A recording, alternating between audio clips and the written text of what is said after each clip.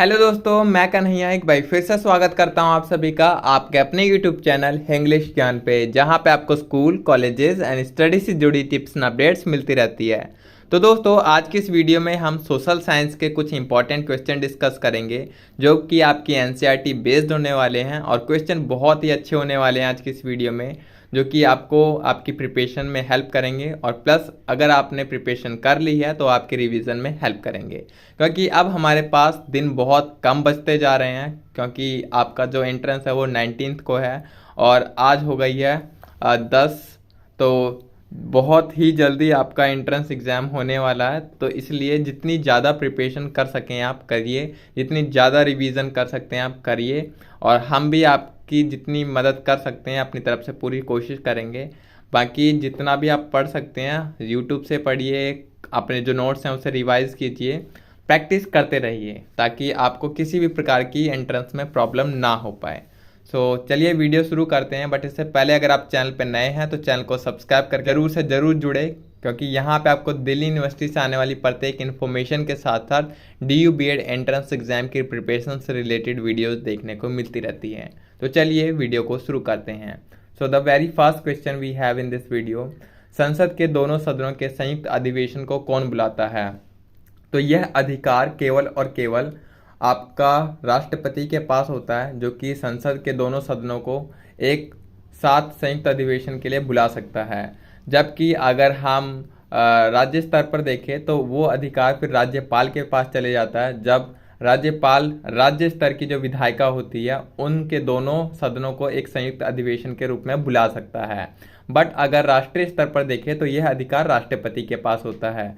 अगर आप राष्ट्रपति और राज्यपाल में अंतर देखना चाहें तो इस तरह से आप लगा सकते हैं कि राज्य स्तर पर जो प्रधान होता है, जो राजा होता है, वो राज्यपाल होता है, जो कि राष्ट्रपति के दिशा निर्देश पर काम करता है। और राष्ट्र लेवल पर देखें, देशीय स्तर पर देखें तो राष्ट्रपति देश का राजा होता है और वही शासन कर रहा होता है। बाकी राष्ट्रपति भी एक नाम मात्र का अधिकारी होता है, जो सारी शक्तियां होती हैं वो आपकी प्रधानमंत्री और उसके कैबिनेट के पास होती हैं। ठीक है। और है फिर आपका लोकसभा अध्यक्ष। तो लोकसभा अध्यक्ष कौन होता है, आप मुझे कमेंट सेक्शन में बताना। क्या वो प्रधानमंत्री होते हैं, राष्ट्रपति होते हैं, या फिर कौन होते हैं? ठीक है। और करंट में भी लोकसभा अध्यक्ष कौन है वो भी आप मुझे कमेंट सेक्शन में बता सकते हैं। नेक्स्ट क्वेश्चन है हमारा, प्रथम शिक्षा मंत्री है। जब हमारा भारत देश आज़ाद हुआ था तो उसके पहले शिक्षा मंत्री कौन थे? तो ये क्वेश्चन आपका लास्ट ईयर DU BEd में पूछा भी गया था, तो बहुत सारे बच्चों का सही जवाब भी था क्योंकि उन्हें पता था। तो इसका सही आंसर है अबुल कलाम आज़ाद। और वहीं आपसे अगर पूछा जाए कि स्वतंत्र भारत के पहले राष्ट्रपति, तो डॉक्टर राजेंद्र प्रसाद हो जाएगा, और स्वतंत्र भारत के दूसरे प्रधानमंत्री तो लाल बहादुर शास्त्री हो जाएंगे। और इसी तरह फिर दादा भाई नौरोजी जो हैं वो पहले अर्थशास्त्री थे। ठीक है। और उन्होंने एक अर्थव्यवस्था से रिलेटेड कुछ सिद्धांत भी दिया था, और एक इनकी पुस्तक भी है, आप मुझे कमेंट सेक्शन में बताना अगर आपको याद है। ठीक है। बाकी नेक्स्ट क्वेश्चन है आपका, चिपको आंदोलन किस राज्य में शुरू हुआ था? तो चिपको आंदोलन सबको पता होगा, उत्तराखंड में शुरू हुआ था। देखिए क्या होता है, DU BEd में कुछ क्वेश्चन ऐसे भी होते हैं जो कि जनरल नॉलेज बेस्ड होते हैं, तो बहुत ही आसान होते हैं जिसका आंसर सबको पता होता है। बट मैंने बहुत बच्चों को देखा जो कि साइंस या कॉमर्स बैकग्राउंड से होते हैं, तो उन्हें ये भी बेसिक डिटेल्स नहीं होती है कि चिपको आंदोलन कहाँ शुरू हुआ था, कब शुरू हुआ था, प्लस इसमें क्या हुआ था। सेम ऊपर की तरह, ऊपर जो क्वेश्चन था ये वाला आपका प्रथम शिक्षा मंत्री वाला, तो ये भी मोस्टली बच्चों को नहीं पता होता है जो कि साइंस और कॉमर्स बैकग्राउंड से होते हैं, क्योंकि उनके पास साइंस होती है तो उनकी साइंस पे और मैथ पे कमांड अच्छी होती है, बट सोशल साइंस से उनका नाता दूर दूर तक नहीं रहता है। तो इसलिए कुछ कुछ चीज़ें हैं जो कि उन्हें नहीं पता रहती है। तो ये वीडियो उन सभी के लिए भी हेल्पफुल रहेगी। हाँ, माना कि आपकी जो लैंग्वेज है वो इंग्लिश रहती है, आपको हिंदी उतनी ज़्यादा समझ नहीं आएगी, बट स्टिल अगर आपको थोड़ा सा भी यहाँ पे देख लेते हैं तो आपको नॉलेज तो रहेगी कि इसका आंसर क्या हो सकता है। ठीक है। बाकी आप खुद भी इसका ट्रांसलेशन कर सकते हैं या फिर खुद इतना तो समझ ही सकते हैं क्योंकि हिंदी आपने भी पढ़ी है। बाकी नेक्स्ट क्वेश्चन जो है आपका चौथा, भारतीय चुनाव व्यवस्था में प्रत्यक्ष चुनाव किस स्तर पर देखने को मिलता है? तो जो प्रत्यक्ष चुनाव होते हैं वो आपके केवल पंचायती राज के जो चुनाव होते हैं उस स्तर पर आपके प्रत्यक्ष चुनाव देखने को मिलते हैं। ठीक है। फिर अगला है आपका सरकार द्वारा निर्धारित न्यूनतम मजदूरी देना नागरिकों को प्राप्त किस मौलिक अधिकार का उल्लंघन है। अगर किसी व्यक्ति को जो सरकार द्वारा निर्धारित न्यूनतम मजदूरी है वो नहीं मिलती है तो ये किस नागरिकों के किस मौलिक अधिकार का उल्लंघन होगा। तो ये आपका शोषण के विरुद्ध मौलिक अधिकार का उल्लंघन होगा, क्योंकि इसी के अंतर्गत प्रावधान है कि जो मजदूरी है या फिर उससे रिलेटेड जितने भी सैलरी वगैरह का जो फंड है वो अगर बराबर नहीं मिलता तो वो कहीं ना कहीं उस मजदूर का शोषण किया जा रहा है, उसके अधिकारों का उल्लंघन हो रहा है। बाकी समता के अधिकार के अंतर्गत भी ये गिना जा सकता है, ठीक है। तो ये होगा शोषण के विरुद्ध अधिकार के अंतर्गत ये मौलिक अधिकार का उल्लंघन होगा।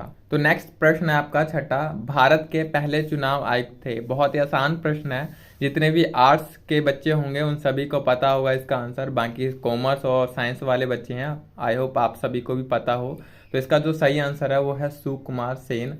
और एम एस स्वामीनाथन किससे रिलेटेड है आप मुझे कमेंट सेक्शन में बताना, क्योंकि ये भी बहुत इंपॉर्टेंट है। एम एस स्वामीनाथन, इनका भी एक बहुत बड़ा योगदान रहा है हमारे भारत के विकास में या फिर अर्थव्यवस्था के विकास में, ठीक है। आप मुझे कमेंट सेक्शन में बताना कि ये किसके जनक कहलाते हैं।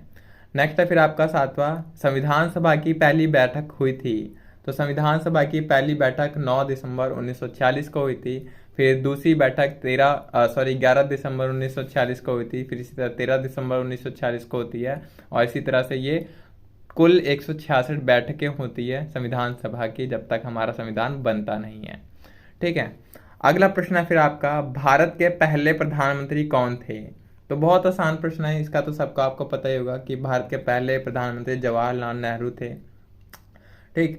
फिर अगला प्रश्न है आपका, कोई विधेयक धन विधेयक है या नहीं, यह कौन तय करता है। राष्ट्रपति, लोकसभा अध्यक्ष, वित्त सचिव, वित्त मंत्री।